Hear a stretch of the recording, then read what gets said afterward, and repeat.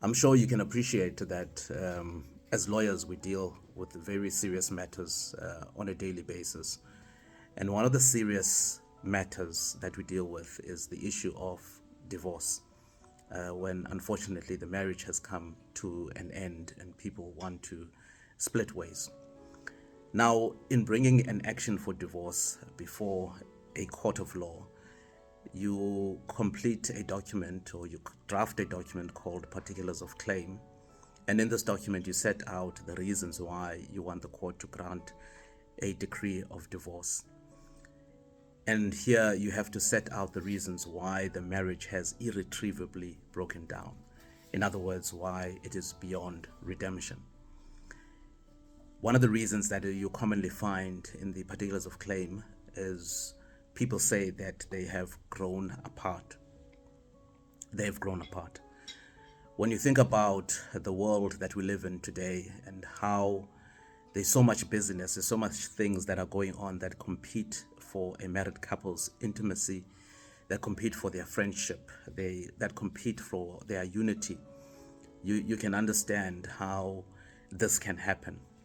People are so busy chasing careers, chasing dreams, looking after children, and some staying healthy and fit, going to gyms and all sorts of things, that not much time is taken in nurturing the marriage relationship. Not much time is taken in ensuring that as a couple, people are growing together. And this is one of the issues that we deal with, and we try to help couples with strategies, provide them with resources. In our workbook, You Owe Us Your Greatest Marriage, in chapter 2, we talk about this whole drift issue and how to avoid drift in marriage. And we provide, as I said, we take couples through, give them exercises to do, and strategies to put in place to avoid the drift. Because if you're not intentional about growing together, inevitably you're going to grow apart. So it's very important to be intentional about it and to put things in place. And for all of those who are saying, wow, it sounds like a whole lot of work, unfortunately it is. Hashtag marriage works if you work it. You have to be intentional. You have to work at it. But it's a different kind of work. It's a beautiful kind of work when you really get into it and you get into the rhythms, those daily rhythms, and doing those things that you ought to do as a minimum to make sure that intimacy is not only maintained, but intimacy grows, and that you grow together, you mature together, you pursue things together. It's a beautiful, beautiful journey. And you become the best of friends, in the process. I was watching a couple that I know, that I met at the shops the other day. And this couple has been married in excess of 50, 60 years.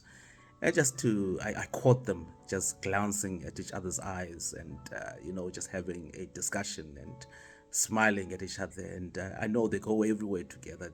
They're really the best of friends. They're true partners. And I think that's a symbol of what marriage should look like decades later, that you should still have that friendship. You should still have that passion, that love, that wonder for one another.